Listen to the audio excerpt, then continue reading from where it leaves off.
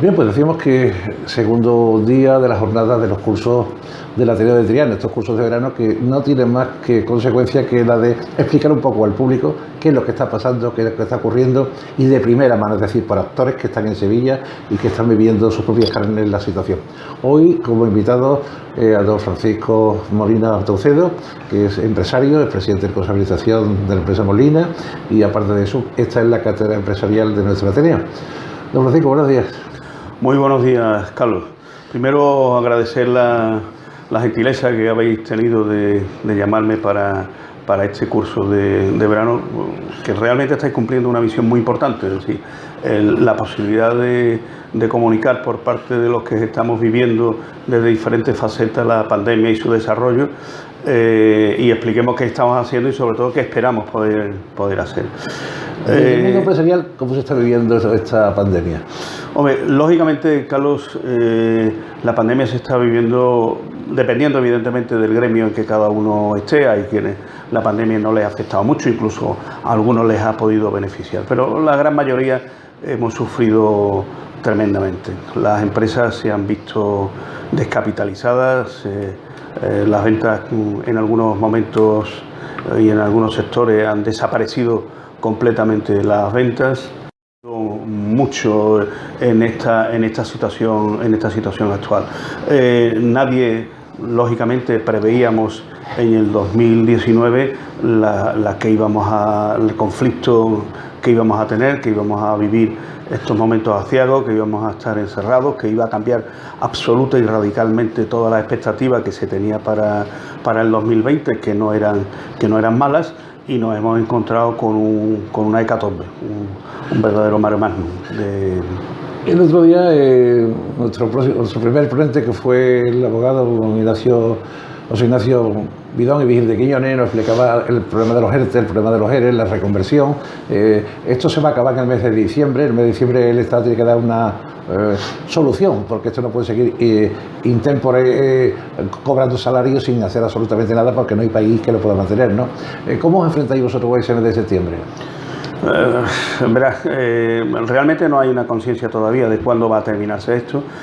Hay que intentar progresivamente abandonar este método, porque claro, esto, como tú bien has dicho, distorsiona enormemente la economía. Es decir, no se puede estar sosteniendo por parte del Estado ni de las empresas una situación de personas que realmente están en un limbo, ¿sí? Ni son trabajadores porque no están trabajando, ni están cobrando el paro como tal porque realmente tampoco están parados.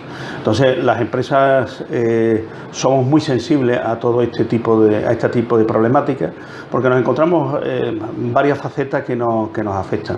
Por un lado, nuestros propios trabajadores, que están preguntando con frecuencia cuándo se van a reincorporar, y desgraciadamente en algunas empresas la situación no permite que se reincorporen, porque el mercado, que al final es el que genera los ingresos necesarios para poder mantener esos puestos de trabajo, no lo está haciendo. Y por otro lado, el nivel adquisitivo general ha disminuido y ha provocado unas tensiones muy fuertes en la política de precios de las empresas. Todo esto siempre moderado, porque tenemos que tener en cuenta de qué sector estamos hablando. Hay sectores que como dije antes, estaban beneficiados incluso por esta situación, pero la mayoría nos hemos visto muy afectados muy negativamente.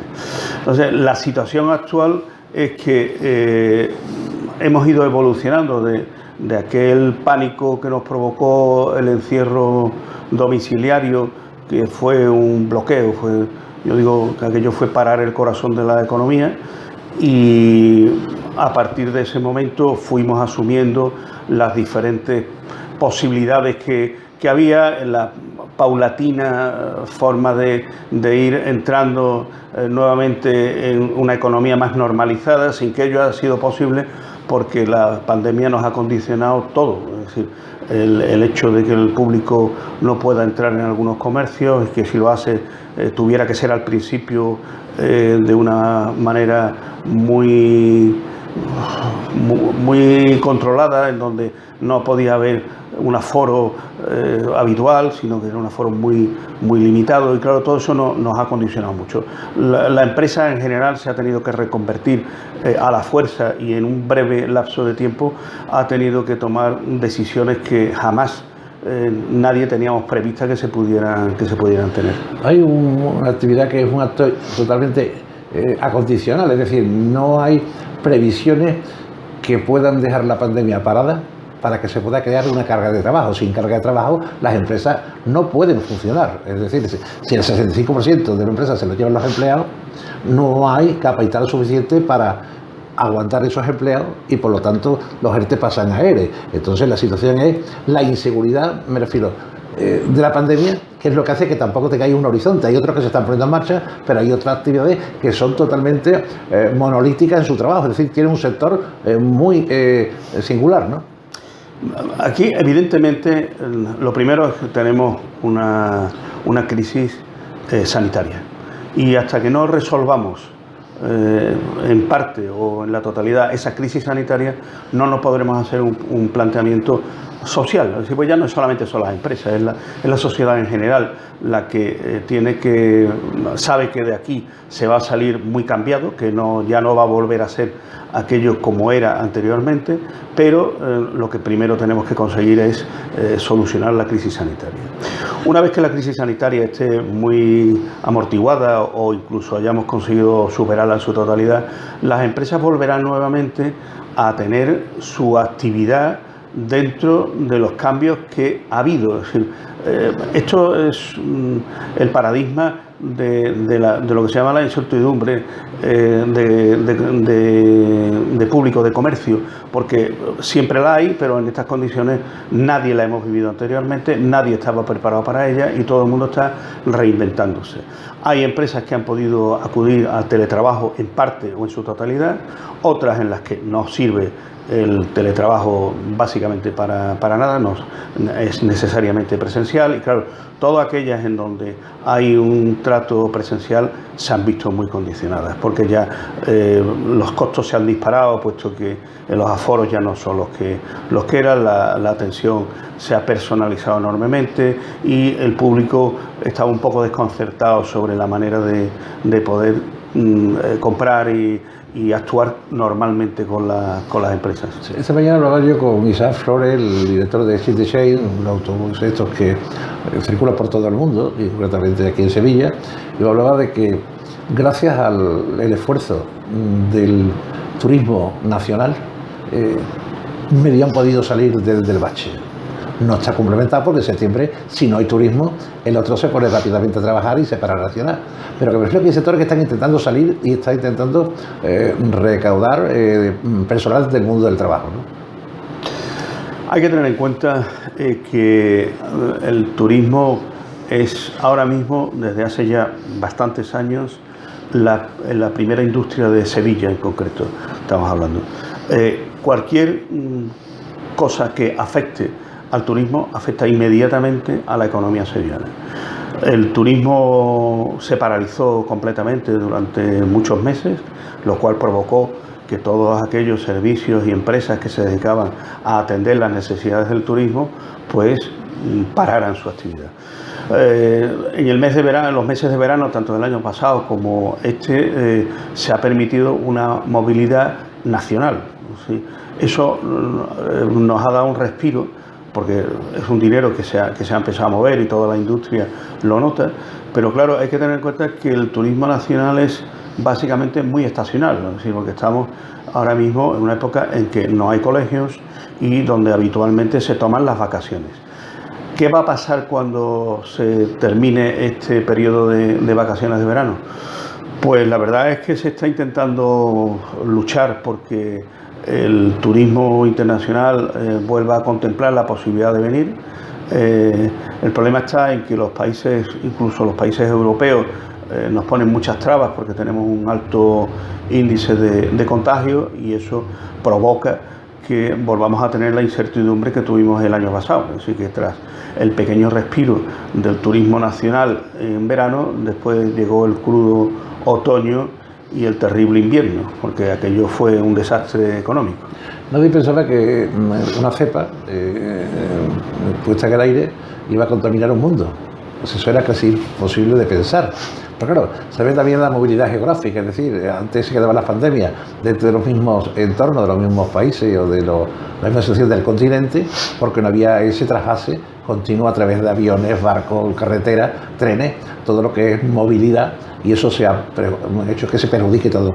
Pero además tampoco estamos con tanta variabilidad de la cepa, es decir, que está clonándose en otras más complicadas, con lo cual ahí tampoco hay una luz clara de que esto puede acabar en un momento determinado, ¿no? Aquí trabajamos con lo que te he comentado antes, la incertidumbre de mercado. Es decir, esa siempre ha existido, pero ahora mismo ha entrado una variable nueva que no se conocía básicamente desde hace un siglo con la gripe aquella que llegó de Norteamérica y que no teníamos ese hábito de pensar en ello. Echando la vista atrás, uno descubre que realmente la humanidad ha cambiado en poco. Es decir, la humanidad ha tenido crisis de enfermedades pandémicas diferentes. Ha habido cosas que han provocado verdaderos colapsos de la población, desde las antiguas, en la Edad Media, desde la bubónica y después la terrible de la varicela, que causó una muerte generalizada, y después más recientemente la última que hemos hablado, la de la gripe, y en todas ellas al final se impone la lógica y la actuación que te permite mantener dentro de lo posible una normalidad. Las vacunas, se ha hecho un esfuerzo increíble, que nadie hubiera creído que era posible en un año conseguir una vacuna. La vacuna está sirviendo dentro de unos límites, puesto que por lo menos impide que haya la mortandad terrible que teníamos al principio, siendo algo que evidentemente no es el 100%, nada en el ser humano es el 100%, y evidentemente va a seguir teniendo un tiempo en que vamos a tardar en ir adaptándonos a las diferentes cepas que vaya habiendo. Yo, preguntándoles a quien sabe realmente sobre este asunto, pues me van comentando que esto evidentemente no es lo mismo que haya toda la población mundial en donde se están provocando nuevas cepas, que eso se vaya reduciendo y haya menos población infectada y contagiada, y por lo tanto va a haber menos capacidad de cambios dentro del virus, pero que evidentemente todo esto se basa en que tengamos suerte y no aparezca una cepa que se haga inmune y tengamos que volver a reiniciar el proceso de la vacuna, aunque ya no sería tan largo, porque gran parte investigada serviría para reiniciar nuevamente el proceso, pero en cualquiera de los casos lo que vamos a tener siempre va a ser una incertidumbre permanente, que creo yo que esta nueva era está basada en esto. Es decir, ya no va a haber lo que había antes, ni la forma de relacionarnos como nos relacionábamos, ni la forma de pensar que teníamos anteriormente.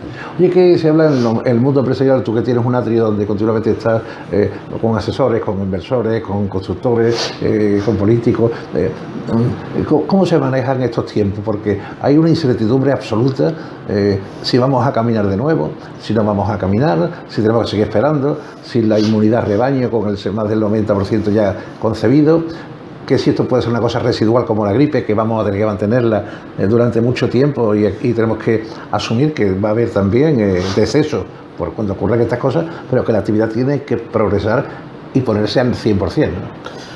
Hombre, evidentemente el ser humano y el empresario de por sí es optimista, y tenemos la creencia de que saldremos de esta, y yo así lo creo.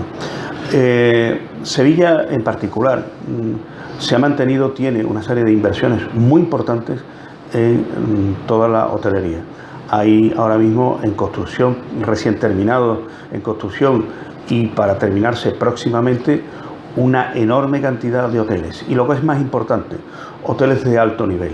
Sí. Sevilla no debe de desaprovechar este patrimonio increíble que tiene una capacidad de generar interés por parte de muchos tipos de turistas, pero lo que no puede es malvender sus activos, porque eso masificaría enormemente la ciudad. La ciudad, por sus propias características de calles no excesivamente anchas y por el tipo de trazado que tiene, el turista satura rápidamente.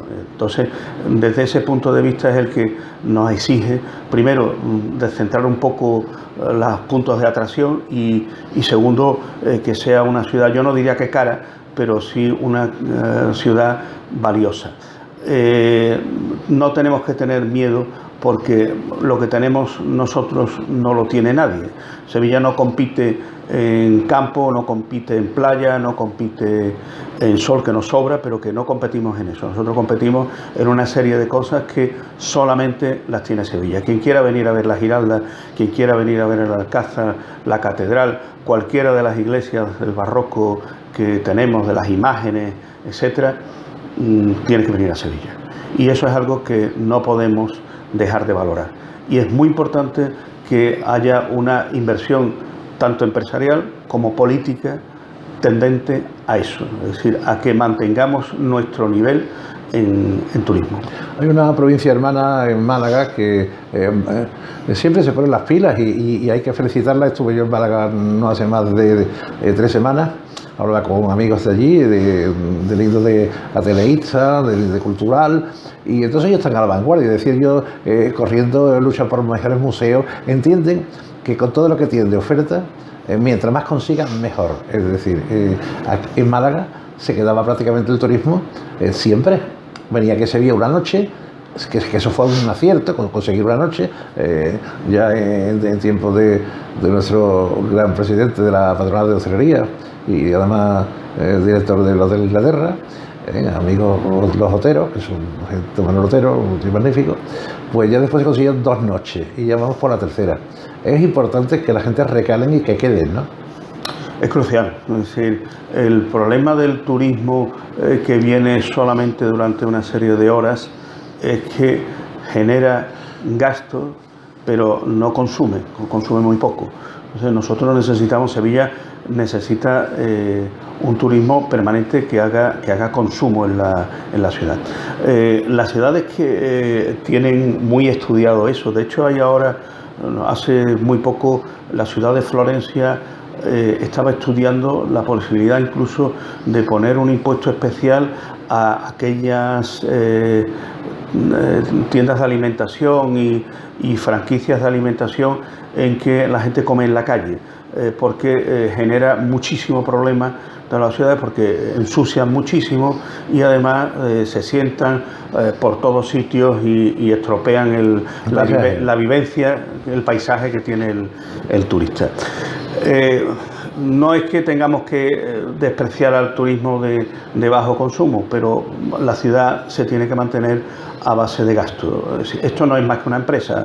Sevilla es una gran empresa. Sevilla debemos de entenderla como algo que necesita tener unos ingresos para poder dar los servicios que tiene que dar. Toda la infraestructura de la ciudad, tanto en aguas como electricidad, etcétera, limpieza, el adesentamiento, parques y jardines, amén de todos los empleados municipales, todo está basado en los ingresos que la ciudad obtiene. Cuando esa ciudad, su primera industria es el turismo, evidentemente lo que debe de hacer es llegar a su límite de número de personas antes de que se convierta en molesto, y eso, la única forma de crecer es consiguiendo que ese turista que está aquí haga más consumo, más gasto y sea de mejor calidad que el que puede venir de una forma masiva pero que no tiene después consumo. Ciudades como Málaga, ciudades hermanas andaluzas en las que debemos de fijarnos, han sido muy inteligentes. Ellos no tienen el patrimonio histórico, cultural y arquitectónico que tiene Sevilla, y sin embargo ellos han creado unos serie de polos de atracción a través de museos, etcétera, de nuevo cuño, que no son antiguos, y han creado una serie de hoteles, etcétera. El problema que Sevilla tenía, como tú bien has dicho, que se va trabajando para conseguir las pernoctaciones en la ciudad, es que esas zonas turísticas de costa organizaban excursiones y la traían a Sevilla, e incluso les daban el bocadillo que les correspondía de su menú que hubieran consumido en el hotel, y a Sevilla venían, creaban colas, pero no generaban ingresos, y eso Sevilla sinceramente no se lo puede permitir. Sevilla necesita, porque necesita además muchas inversiones, tenemos cosas que hay que cuidar. Sí, y eso no es gratuito. Sí, la permanente labor de... Ahora mismo tenemos la restauración de las murallas de la Macarena. Sí, eso está costando mucho dinero. Las columnas de la calle Mármoles se están ahora mismo restaurando. Hay que entender que se está comprando las casas del patio de banderas que hay abajo. Tenemos unas excavaciones que la última no se soterró, simplemente se cubrió, pero que ahí hay un futuro enorme. Yo tuve la suerte de estar allí abajo, y allí hay restos romanos, incluso paleolíticos. La ciudad de Sevilla, su vinculación con el río y con el mar ha cambiado mucho. Sí, han aparecido restos que indican que el mar básicamente llegaba a Sevilla. La Plaza de la Contratación actual era puerto de Sevilla. Entonces, toda esa serie de cosas están en el subsuelo y hay que sacarlas, pero eso cuesta dinero.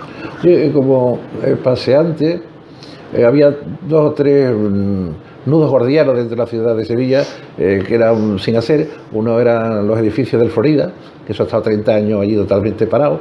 Otro era lo de la esquina de la glorieta de la Duquesa de Alba, en la misma esquina de Calatrava, con parte de entrada en el mismo convento, y otro era la parte de la Magdalena, que ha reconvertido también lo que era la antigua Galería Preciado, posteriormente Corte Inglés, en algo que tiene sentido, que es céntrico y además que tiene utilidad, porque es que ya tenemos excesivos comercios en la ciudad, ¿no?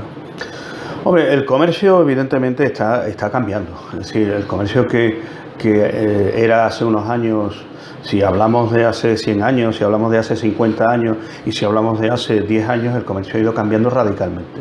La forma de comprar ya no tiene nada que ver con la que se hacía, y por lo tanto habrá que reconvertir aquellos grandes comercios, habrá que reconvertirlos sin perder el estilo que tenían aquellas casas. Perdón que me interrumpa. ¿En qué mal momento y qué poca visión tuvo Correo al quitarse del medio cuando era incipiente la venta online? Bueno, no, fíjate, aquello, como casi todas las empresas estatales, son poco prácticas. ¿Sí? Tienen una infraestructura muy pesada y les hace tener muy poca cintura y muy poca capacidad de respuesta. En eso la actividad privada es la que manda en esto, porque es capaz de un día para otro de adaptarse a las nuevas circunstancias.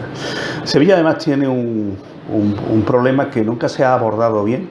Se hizo una primera prueba en la Exposición Universal del 92, que es la climatización de la ciudad. Es decir, Sevilla tiene un grave problema de calor, y eso lo utilizan quienes no nos quieren demasiado bien, diciendo que en Sevilla hace demasiado calor. Y en determinadas épocas del año y en determinadas puntas de calor es cierto. Y eso Sevilla debe de cuidarlo, ¿sí? Porque es quitarle argumentos a aquellos que nos intentan retirar un poco del mercado turístico. Ya que ponen las velas y están poniéndose con unos artilugios que son movibles, al objeto de que no se puedan implantar en el mismo suelo, ¿por qué no se establece el microclima de agua que se queda tan beneficioso y que sería también, bueno, como una lluvia de frescor, ¿no?, dentro de la ciudad? Eso es lo que yo te comentaba, que allí en la Expo se hicieron en grandes extensiones. Hombre, no es que se consiguiera el frío, pero se rebajaban 4 o 5 grados simplemente por la evaporación del agua, de esa niebla de agua, se conseguía.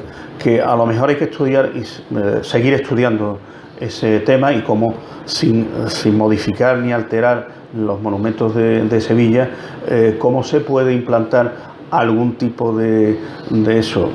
Los toldos ya sabemos. Este año, desgraciadamente, hemos tenido un problema ¿no? Con los costeros, pero verás, es decir, Sevilla siempre ha sido una ciudad que ha colocado toldos. El toldo tiene un gran efecto porque impide que el sol llegue al suelo, caliente el suelo y caliente las paredes, que después durante un montón de horas están emitiendo calor. Oye, tú que vives en primera persona por la situación que tienes de tu vivienda, desde la misma avenida de la Constitución, del clamor del paseo multitudinario de los turistas con los guías, con las banderas indicando que para el Chivo de India o para la Torre del Oro, lo que sea, y se ve desde arriba la soledad de ese tranvía caminando a partir de las 7 o 8 de la tarde en una ciudad vacía, ¿no? Sí, lo que pasa es que, claro, es una ciudad que ha perdido aquella alegría, aquel rumor permanente de pasos de gente.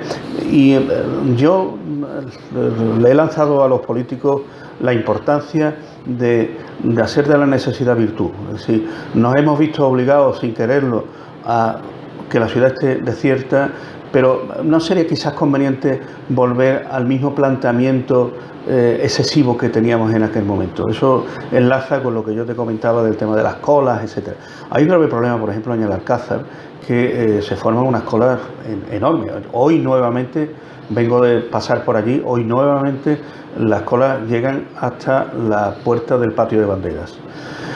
Y aunque resulte increíble, gran parte de ese tramo de cola está al sol. Y me consta, porque lo he visto, que muchos turistas se desvanecen allí. Yo entiendo que no sería excesivamente difícil colocar unos toldos de fortuna de estos que van cogidos al suelo, que se quitan y se ponen todos los días, que hay personal, más que de sobra para hacerlo, y le daríamos una confortabilidad en esa cola que los turistas tienen, que habría que evitar la cola. Es decir, que lo que habría que hacer es que la gente tuviera programada sus entradas. Yo sé que el Alcázar ha estudiado muchas veces la posibilidad de volver a ser, porque ahora mismo se sale por la entrada y se entra por la salida. Es decir, la entrada lógica del Alcázar siempre ha sido por el patio de banderas y por el andén de carruaje. Y la salida era por Patio de los Reones, sí, ya fuera. Entonces, quizás sería un momento de plantearse la comodidad del turista que viene allí y que tiene que soportar colas al sol, y eso no tiene mucho sentido, porque es que además son los que están manteniendo estos monumentos, que son tremendamente caros de mantener, y que además, como te he comentado antes, hay mucha inversión que realizar allí. Ese subsuelo está completamente lleno de historia de Sevilla, pero no de historia de Sevilla de la época árabe, sino muy anterior a eso, de yacimientos prehistóricos, época romana. En la ocasión en que estuve en el subsuelo, hubo un mare magnum y destruyó todo lo que allí había. De allí aparecen las improntas de los diferentes puestos de las casas de intercambio romanas que había allí, incluso alguna que otra deidad que se ve las hornacinas, etcétera, y todo eso desapareció por ese mare magnum, y lo tenemos allí abajo y necesitamos sacarlo. Es decir, Sevilla tiene mucho todavía que decir en turismo. Es decir, es una ciudad que tiene, yo creo que las que tienen un futuro más claro en turismo, un turismo de nivel cultural con inteligencia, es Sevilla. Yo no me sustraigo a preguntarte por el sector concretamente de la moda flamenca, que es el que tú trabajas, y que ha perjudicado enormemente y ha paralizado por completo como un corazón que se para hacerle un trasplante, es decir, se queda en stand-by con una alimentación prácticamente mínima y esperando nuevos momentos. No eres tú. Son montones de empresarios, diseñadores, costureras, diseñadores de telas. Bueno, ¿cuánta gente entra en tu sector y cuánta gente perjudicada? Yo creo que es quizás uno de los sectores que más se ha perjudicado. Es decir, porque al suspenderse todas las reuniones, fiestas y ferias de Andalucía, pues evidentemente el traje de flamenca que estamos hablando está hecho para eso, para las romerías, las ferias y esos eventos tradicionales nuestros. Esto hemos quedado paralizados. Esto tiene un grave problema y es que ha bloqueado además la renovación generacional dentro de todo el mundo de las flamencas. Y los talleres han desaparecido muchos de ellos. Tenía que haberse ya incorporado gente joven que con esto de la pandemia no se ha podido incorporar, ha provocado una crisis económica tremenda, es decir, muchos talleres han desaparecido, ya no existen, habrá que intentar volver a crearlos, cosa que no es sencillo, es decir, porque eso tiene un trabajo muy manual, nadie se sienta en una máquina de coser y empieza a coser al día siguiente, sino que necesita un tiempo de preparación y formación, etcétera, y esto pues lo vamos a tener ahora. Cuando Dios lo quiera, lo antes posible, podamos volver a tener nuevamente ferias, esperemos que en el 22 nos vamos a encontrar en que no tenemos industria, es decir, muchas de nuestras industrias ha desaparecido. El problema está también en que esto es una mezcla de industrias en donde está el propio mundo del flamenco, es decir, el flamenco en sus diferentes variantes de cantes ha sufrido muchísimo también, es decir, los cantadores, bailadores, guitarristas, palmeros, es decir, todo este elenco que teníamos ha pasado muchísima necesidad y no se le ha ayudado, es decir, que es algo que es una espina que tenemos clavado. Son sectores en los que no es que haya decaído la actividad, es que se le ha suspendido la actividad y no se les ha ayudado en nada. Es decir, entonces hay que volver a reactivar esto, y esto sí es responsabilidad de quienes no ayudaron al sector, por lo menos deberían de ayudar a que vuelva a renacer. Paco, en tu mundo, los fabricantes de telas, los que hacen los estampados, los que hacen los coloridos, los que marcan un poco las tendencias, después se les da forma a través del arte del diseño de moda, ¿están trabajando también? ¿Cómo vas con ellos? ¿Cómo están en esta situación? Hombre, han sufrido. Lo que pasa es que esto es un mercado que está cambiando, es decir, lo que era antiguamente el estampado, el tinte por un lado y el estampado por el otro, en que había que estampar con unos rodillos, unos tambores que cada uno de ellos iba aportando un color al tejido. Ya eso está modificándose. Ahora mismo la tecnología está entrando y se está permitiendo hacer diseños y transferirlos de diferentes maneras, es decir, pasamos primero un papel y ese papel a través de un efecto térmico trasladar la tinta al tejido. En otras ocasiones que se está investigando ya y está muy avanzado, como si fuera, para que nos hagamos una idea, una gran impresora que va proyectando la tinta sobre el tejido. Eso tiene una gran ventaja, y es que permite que el diseño sea más rápido, porque no exige grandes tiradas en ese aspecto, que era uno de los grandes problemas, porque claro, mientras se metían en máquina, aquello pasaba los diferentes rodillos, se calibraban bien para que estuvieran exactamente a registro, pues hacían falta por lo menos a doble ancho 1000 metros de tejido, era lo mínimo que se podía pedir, porque si no, no era rentable organizar la que había que organizar. Ellos evidentemente, todo el mercado del traje de flamenca les ha desaparecido y por lo tanto lo han notado mucho y están deseando que volvamos a estar en activo, y nosotros estamos deseando estar en activo. Lo que hace falta es que las circunstancias lo permitan. Y por eso que el mundo del flamenco también necesita la moda, pero como no hay flamenco pues tampoco hay moda. Claro, eso es el mismo, la pescadilla que se muerde la cola, ¿no?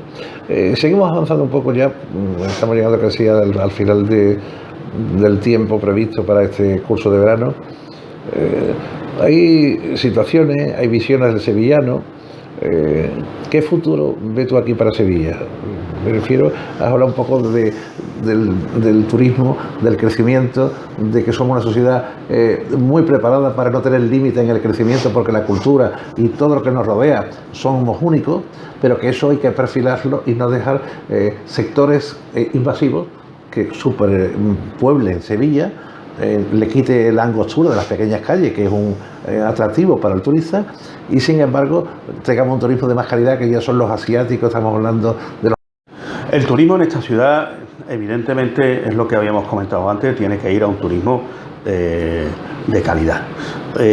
Y las inversiones que se están haciendo en los hoteles que hay ahora mismo recién inaugurados y los que se están preparando su inauguración es así. Es decir, Sevilla tiene ahora mismo un nivel altísimo de hoteles de 4 estrellas y algunos de 5 estrellas.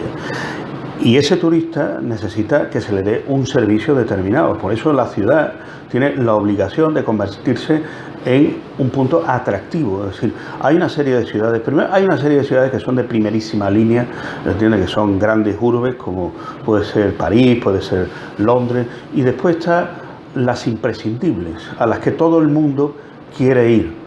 Sí, y se nos viene fácilmente que todo el mundo quiere ir a Venecia, todo el mundo quiere ir a Florencia, a Marsella, hay una serie de ciudades en el mundo, todo el mundo ha dicho, y Sevilla ya está entrando en ese grupo, pero su obligación es, y la capacidad que tiene, es de ser la primera de ese grupo.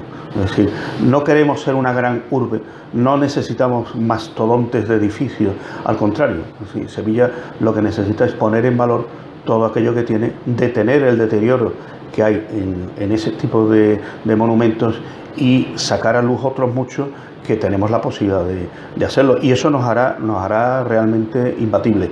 Invertir en cultura siempre, siempre, siempre es rentable en muchas facetas. No es solamente porque haya turismo, sino porque eleva el nivel cultural de la ciudad, hace una ciudad mucho más cómoda, mucho más atractiva y donde mucha más gente quiere disfrutarla. Hablando del turismo, hoteles, hostales y pisos turísticos. Háblanos un poco de ese tema. Bueno, cada uno atiende a un tipo de público y unas necesidades determinadas, y el hotel es evidentemente el corazón de todo esto, pero hay los pisos turísticos que tú has citado van para un público determinado, un público muchas veces más familiar, un público que busca otro tipo de estancia en la ciudad. Porque además el piso turístico, yo quiero romper una lanza a favor del piso turístico. El piso turístico normalmente son personas de la ciudad y es dinero que ingresa va directamente al consumo de la ciudad. No se deriva a otros sitios, no se deriva a otras ciudades, sino que es algo que entra directamente a la economía de la ciudad. Es gente que vive en Sevilla y que gasta en Sevilla. Aparte de que ha tenido un efecto benéfico tremendo. Todos recordamos cómo estaba el casco histórico de Sevilla hace unos años, con muchísimas casas en ruinas, abandonadas, porque nadie podía permitirse volver a reconstruir aquella casa que le había tocado en herencia, que tenía 200, 300, 400 metros y no podía mantenerla, no podía restaurarla, reformarla y mantenerla. Gracias a los pisos turísticos, esas casas volvieron a tener valor, han vuelto nuevamente a estar en activo y hemos reformado y conservado cosas que estaban a punto de perderse. Es muy importante que entendamos que el piso turístico no es un enemigo del turista, es un gran aporte al turismo. Y agradecerle, bueno, pues este punto y final que nos ha expresado, donde nos ha llevado un poco por la vida empresarial, por la situación económica, por las vicisitudes que está pasando Sevilla, por la empresa, por los trabajadores, y por la moda, por el futuro empresarial que tiene Sevilla y hotelero, y sobre todo porque hay que dar ánimos al público para que se ponga en marcha y que continúe andando, ¿no? Muchas gracias, Carlos, por la atención que habéis tenido conmigo.